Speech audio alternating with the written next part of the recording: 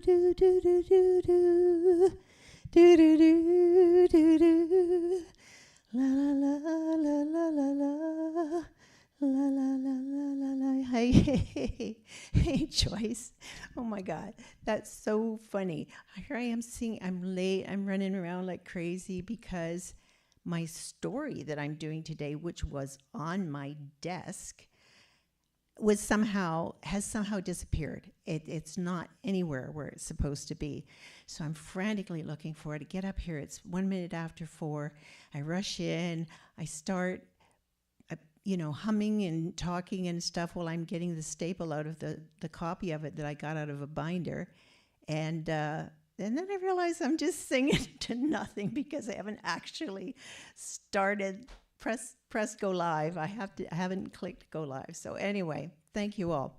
Now you'll notice that I don't have a very beautiful background today because I turned everything around to look out the window that you usually see behind me. So you're just seeing the side of my neighbor's house, and it's just an old red brick house sitting there, and a few of the plants and things.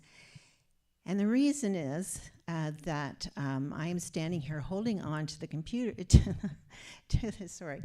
to the microphone stand because I woke up this morning and got up, and my lower back is seized up like a brick. It doesn't want me to walk.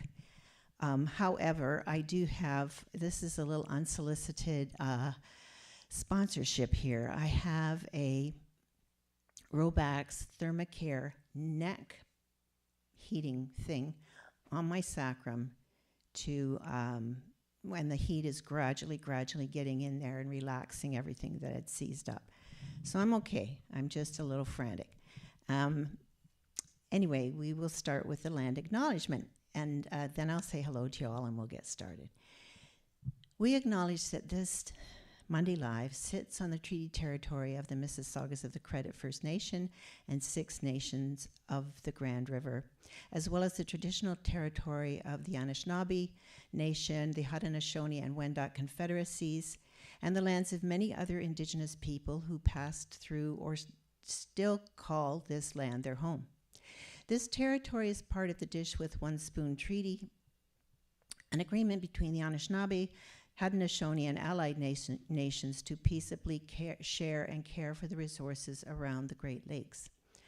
In making this statement, I acknowledge and honor that these lands carry the truth of the lives that were taken and the agreements that were broken, and the wisdom of the ancestors whose spirits live on in the soil, vegetation, and animals. In stepping on this land, we seek both forgiveness and permission from these ancestors, with the agreement that we have the responsibility to honor and to respect all who are here now and all who have yet to come, recognizing that in many ways these lands remain restricted from teachings, resources, and development in partnership with Indigenous people. We're grateful for the opportunity we have to live, to receive gifts from, to work on, and to benefit from this land. And as many of you know, and as I've told you, my mother's ancestry and I've been granted status as a Ojibwe Anishinaabe, and I am taking Anishinaabe Moan beginner classes, very difficult. So you will hear me saying a few little things sometimes, just to be able to use the language a little bit. And I also wanted to say up front that I stand with Ukraine. I'm finding this whole situation, as I know many of you are, especially those of us at my age. We grew up in the duck and cover age, and so I am finding this development in Russia and the Ukraine and NATO very scary, as I'm sure you all are. So yeah, before I get going, then I'll just quick say hello to everyone who's here. Well, this is fantastic. I don't have the comments on the screen because I just would find that too distracting. So I'm sorry, when you go into the YouTube video after this, it takes a while for some reason for the live chat icon to show up. And then once it does, you'll be able to see your comments.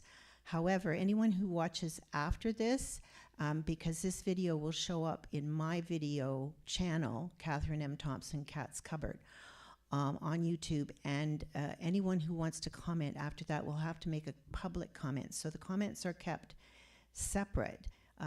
You can't add into what you've already said or that someone has said. Yeah, it's a little wonky, and I don't think there's any way of fixing that. So Steve is here from England, yay, yay, yay. And Joyce Aldrich, is lovely to see you here.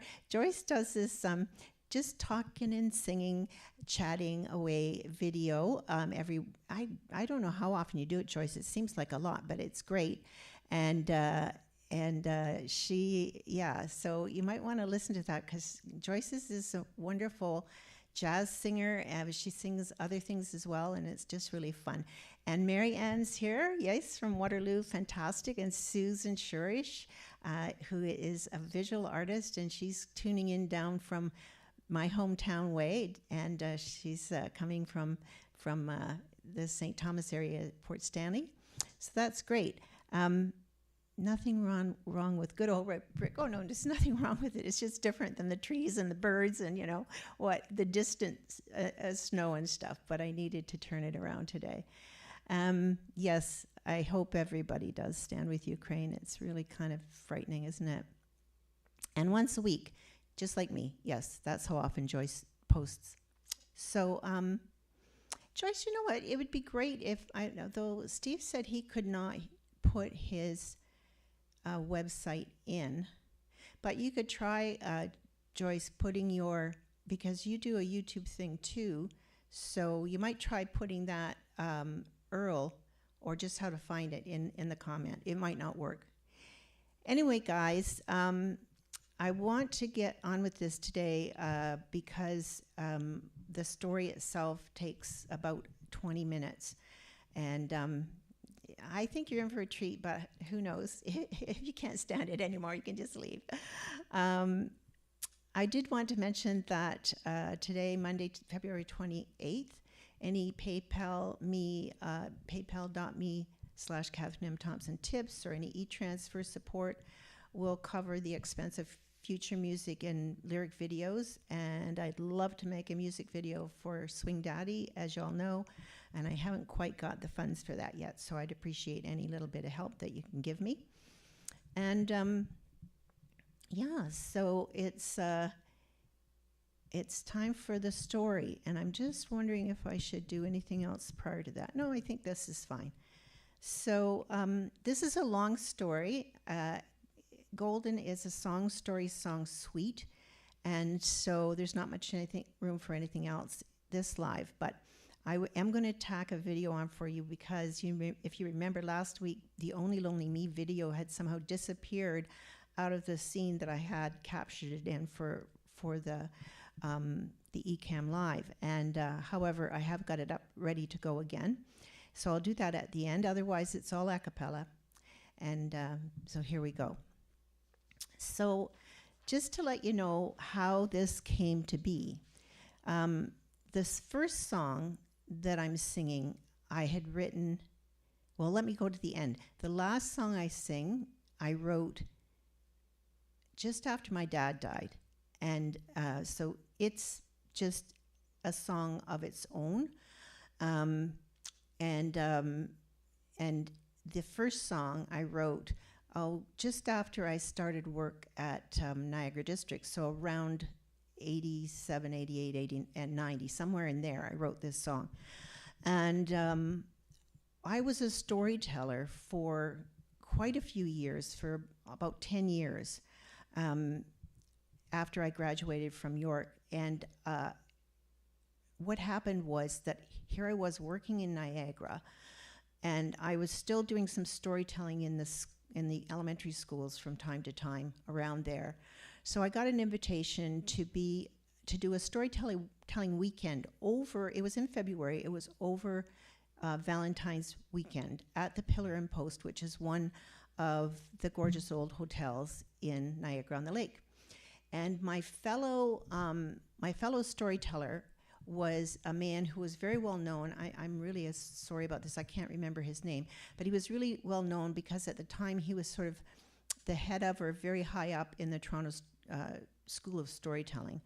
And he told stories that were kind of based on his grandmother's stories, old folk tales and things from his original, I don't think he had emigrated, but his family had emigrated from somewhere in Eastern Europe. And in fact, who knows, maybe it was the Ukraine. But at any rate, those were the stories he was telling. And I went in telling, I used to tell stories that were, the storytelling method I used was from, it was kind of Afro-Caribbean. It was like Anansi stories and things like this. But the method that I was taught by a Boston woman, I used that kind of call and response method.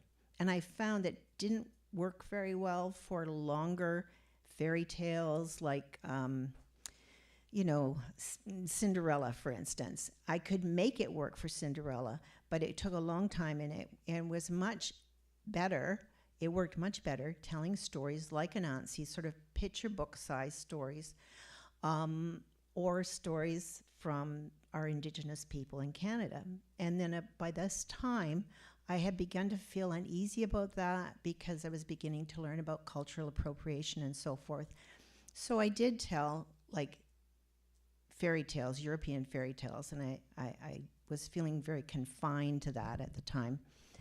And so I said to my partner, what if, this is Valentine's night, and I know we have a few younger people for the storytelling in the evening, but it's mostly adults, and how about I put a story together that is a love story of sorts, but it's kind of, based on all kinds of ideas.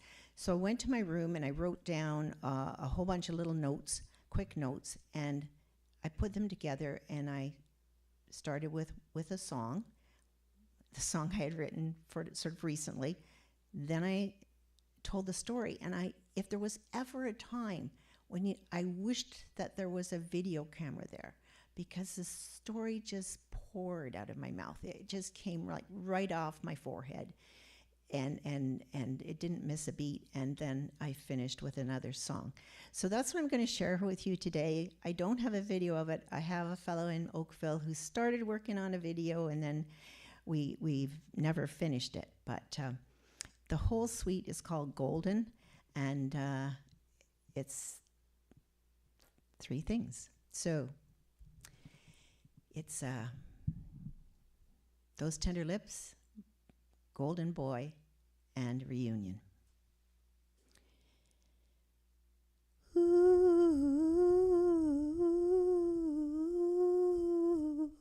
ooh, how you glimmer around the edges. Oh, how you gleam. I see the spark in your eyes. I see the flash of your teeth. You always stand just too close. You always stay just too long. I feel the warmth of your smile, and my heart starts this song. Ch, ch, ch, ch. I want to kiss those tender lips. I want to kiss those tender lips. I want to kiss, I want to kiss, I want to kiss those tender lips, those tender lips. I want to kiss, I want to kiss, I want to kiss those tender lips, those tender lips. Ooh, ooh, ooh, how you shimmer around the edges. Oh, how you shine. I feel the heat in your eyes as they melt into mine. You put my heart to the torch. Oh, how I burn at your touch. I am afraid of the fire, but I want you so much.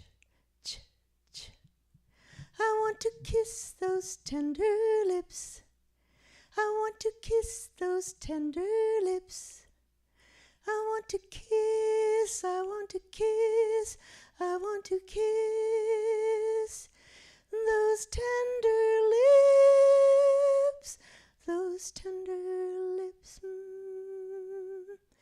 I want to kiss, I want to kiss, I want to kiss, I want to kiss, I want to kiss, I want to kiss, I had a golden boy once, a beautiful boy with dark blonde hair and deep olive skin and eyes of, well, I don't know for sure anymore whether he had eyes of brown or blue, but the overall impression was of a golden hue, which is why I think of him as my golden boy. We were never lovers. I'm not sure we were ever really friends, but he was special.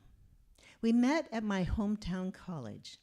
I had been dancing in the big city for the summer after high school graduation, but I wasn't ready to stay. So I returned to college along with a dancer friend, and we both won leading roles in the college production of Oklahoma. It was after one of the first rehearsals at the theater that this golden boy appeared. He was passing around a pack of juicy fruit gum to those of us waiting for rides. I was sitting in a particularly low chair, so when I got up to him and he held out that yellow package, I leapt to my feet to accept a stick of gum. I came up inside his kinesphere, we were inside each other's spaces. Suddenly, he looking down at me, nose to nose, almost touching, but not quite, and we both began to laugh. That's how it started. I ended up in the same car somehow, crammed into the back seat of a VW, sitting across other laps, very aware of the warmth of his breath and the heat of his thighs there beneath mine. We began to see each other around campus occasionally, accidentally, and each time we seemed to find ourselves inside each other's spaces, and we would laugh until we touched. We shared juicy fruit and song. He played the banjo, and always laughter. He gave me the only nickname I've ever had. He called me Sunshine. At last, he asked me for dinner at his apartment. He was a senior in history and was preparing for a career in the diplomatic corps. His family was fairly affluent, and he had a girl back home in the big city, and then I had a lover too. But after dinner, we sat in front of the fire, and he played for me, and he sang the only song anyone has ever written for me. Sunshine, sunshine, hey you with a smile, there's a song in my heart and it's yours for a while. There's more to it than that, but I don't remember it too well anymore. It may not be the greatest song ever written, but it's the only song ever written for me.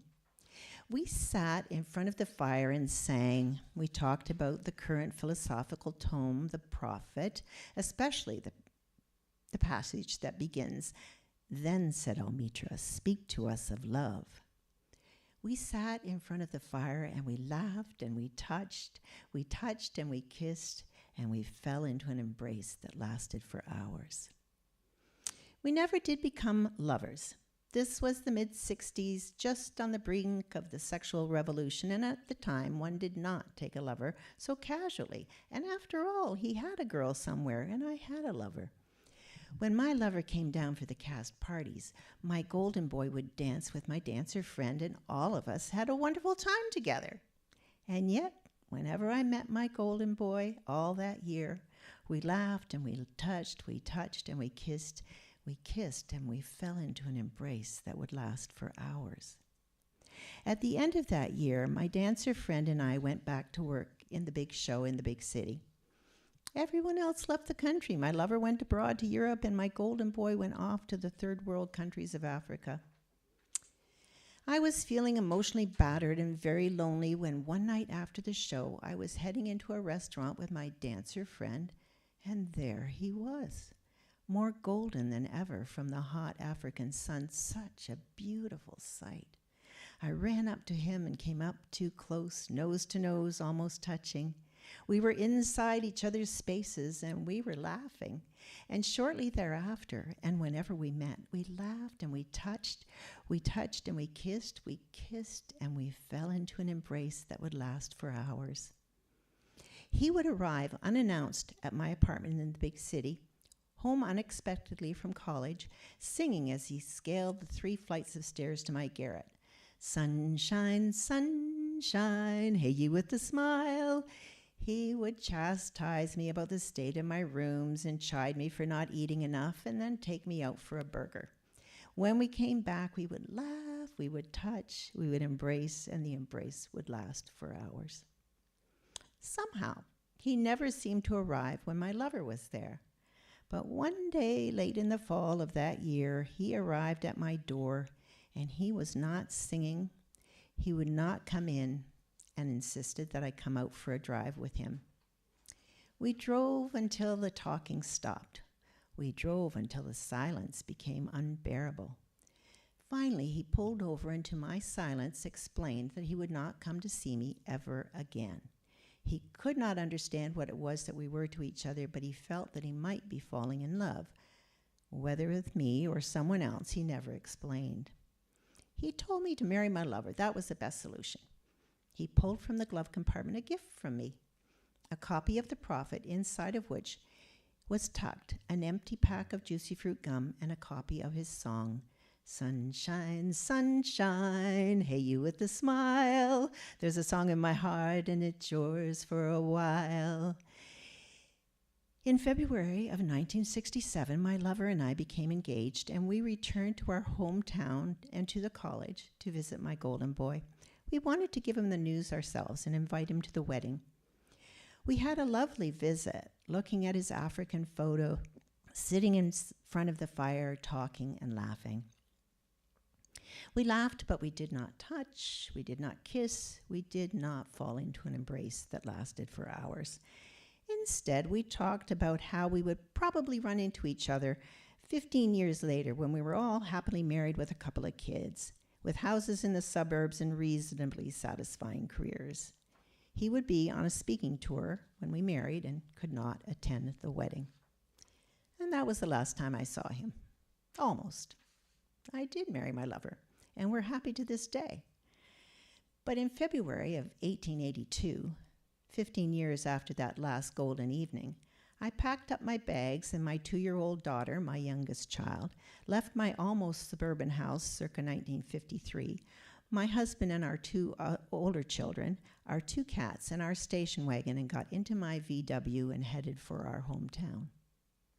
I was participating in a week-long dance intensive at the college there, while my parents had a rare chance to visit with their granddaughter. When I walked into the opening reception, the first person I saw was my dancer friend. I had heard that she had married my golden boy and that they were both teaching in my hometown. We greeted each other with joy, and she insisted that I share dinner with them the next night. There he was, as golden as ever. We laughed and shared a quick embrace, as is the fashion, but we did not touch, we did not kiss, we did not fall into an embrace that lasted for hours. What we did talk about was everything to do with what we had become, but not with what we had been. He's forgotten, I thought. He does not remember what there was between us. On the last day of the dance intensive, we moved from our rehearsal space into the theater for a performance that was to be given that evening. I ran to use the washroom that seemed to be miles from the theater and on a different hallway. When I ran back, I came around the corner and came up inside his space. We were nose to nose, almost touching, but not quite, standing in front of a vending machine. He looked down at me and asked, "Would you like some gum?" I looked down to see that he was holding in his hand a pack of juicy fruit. Seems like I took a piece. For a moment, we really looked at each other.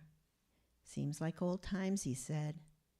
I almost began to laugh, but instead, I told him I had to get back to the rehearsal, and I fled. I haven't seen them since, nor do I expect I ever will. Still, somewhere in my precious souvenirs, buried away in the boxes of my basement, is a yellowed copy of the Prophet. Inside is an empty golden pack of juicy fruit gum and a copy of his song, Sunshine, sunshine, hey you with a smile, there's a song in my heart and it's yours for a while. Well, the following Monday, my dad didn't wake up. And in my grief and in I don't know what, I wrote this song kind of for him, kind of for my golden boy. It's called Reunion. Strange how loud the silence after all these years suddenly comes back to me, the laughter and the tears, and odd how fleet dream is when reality appears. Funny how time passes, how things change. I would be a dancer, you a diplomat. Now here we are, two small town faces, wearing small town hats. And are you happy? I can see you are. I guess that is sad. Funny how time passes, how things change,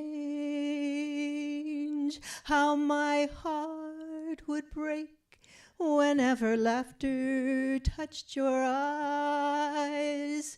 I remember midnight kisses, whispering and sighs, and now I see you're a dad of 3. My goodness, how time flies. Funny how time passes, how things change. Say, do you remember? Oh, please tell me that you do. I knew we could never be. I know dreams don't come true. And this I know, that long ago I was in love with you. Funny how time passes, isn't it strange, isn't it strange? Isn't it funny how time passes, how things change? So, yeah, that's the story and this golden sweet. And the reason I had been able to type out the story, to recreate it, was because I still had, and actually I still have, I should have brought them up to show you, the little stapled together notes that I made in that hotel room in the Pillar and Post that day. In fact, I think it's on Pillar and Post, you know, the little notepads that they have. So anyway, that's my story, and I'm sticking to it. And both songs, those Tender Lips and Reunion, are both on my CD, Cool Cat. So I'm going to, since I didn't have you in my window, I'm just going to scroll over and see what all you're saying here. We got down to Steve and Marianne and Susan and Joyce, and yes, heat helps, Joyce. It certainly does my back. Absolutely. And you're on once a week, okay. Okay, so you put it in, but it isn't active. All right, I get that. I know everybody loves Swing Daddy. That is the first song on Cool Cat.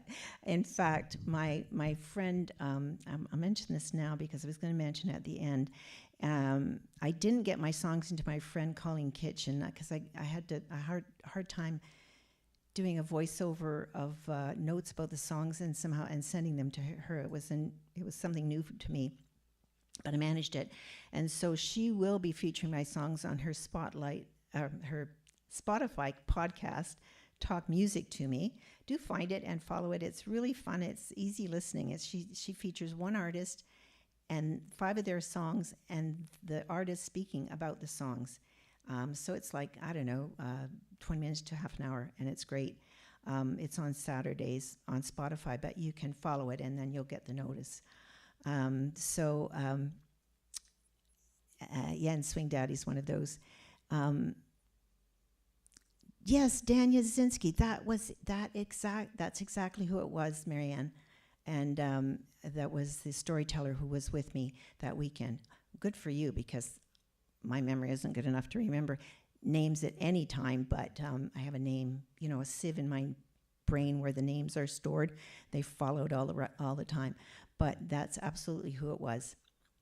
Joyce said, your voice has a very healing, calming quality. Oh, wonderful. Thank you, Joyce. And you're a wonderful storyteller. Well, like I said, I did it for 10 years, and it's still part of me. I just rarely ever do it anymore. You think we all have a story like that one? I imagine so. And it's, as I've explained to people so often, the songs, the stories, these all are, there's something out there, or sometimes something in here that triggers the creation of these things. But one of my best examples is a song that's on my Wildcat album that's called I Want Out, which is very much, it ended up being very much a relationship song. But the trigger for writing it was that I wrote a letter of resignation and handed it to my principal, and he didn't accept it. And I was kind of, I ended up staying in this job for another 4 years after I just wanted to leave, because they piled impossible work on me. And so the I want out was like truly me in my office just saying, I want out, I want out, I want out. And then that becomes this whole other thing in the song. Yeah, I know Dan is a famous storyteller. I just don't remember names. So anyway, that's kind of it for today. I am going to show you my website, because I finally did change it. And so you can see I now changed I don't know why the fan club just bothered me so much. So join my email list for the latest news. I have to admit, I didn't get a letter out to my little list of people, but I think they're all in contact with me in other ways this week. I still haven't quite formed the habit of, when I set up my live, to go in and send a little note to my listeners or my subscribers on my email list and do that. And I have email lists all over the place on all the different things that we belong to, like, I don't know, like I've got them on Reverb Nation, I've got them on Facebook, I've got 138 or something like that on YouTube, and I just, there's some way that you can put those all together in one ginormous list, and I haven't figured that out yet. So if I do, I'll just put it on my email list in my website. So join if you haven't done yet, and then also on my website, of course, you can buy my CDs singly or bundled, or you can DM me if you want to order them. A specific one, DM me, and I will set the thing up. If you don't want to use PayPal.me/Catherine M. Thompson, I can give you my email to e-transfer the funds, etc. So there's lots of ways to do it, and you could also buy digital copies on Apple, iTunes, etc., and like and follow. I found out something interesting. If you go to Apple Music, it seems to be strictly streaming, and iTunes doesn't. People keep saying we don't have iTunes in Canada, but in fact we do. And if you go get the iTunes app, or if you just type iTunes.com in, you can buy the Apple Music on iTunes still. So anytime you do that for an artist, it's very helpful. Or anytime you stream on Apple, it's better than streaming on Spotify in terms of the remuneration that the artist gets from Spotify. And believe me, I've got a whole lot of registrations I have to complete. So follow Colleen Kitchen's Talk Music to Me on Spotify podcast. And my song should be coming, my section should be coming up, my feature on that podcast should be coming up in a couple of weeks. So that's kind of it. I will see you next week. I'm going to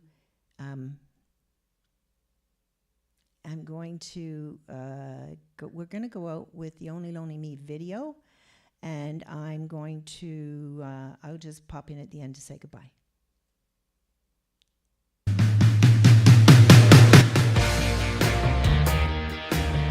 Sorry if that broke any of your speakers. Jeez. That's better. You don't want into this crazy world. There is nothing here to see. Only broken hearts and broken dreams. Only lonely, lonely me. You don't want into this empty life.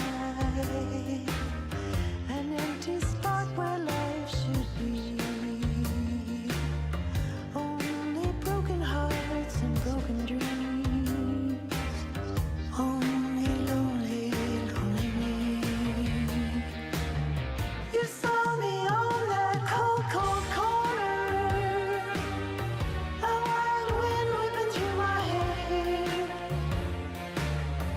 I never wanted you to see me. In my deep and dark despair. You don't want this bitter crossroads. Branches break on barren trees. Only broken hearts and broken dreams.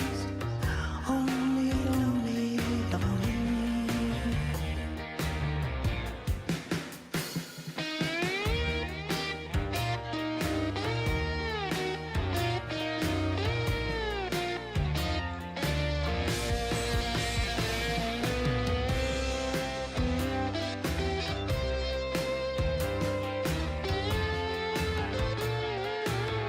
You saw me on that cold, cold corner. A wild wind whipping through my hair. I never wanted you to see me. In my deep and dark despair. You don't want into this vacant home. Ashes where the fire should be. Now who hides behind these fragile walls? Only lonely, lonely me. Only lonely, lonely me. Only lonely, only lonely, lonely me.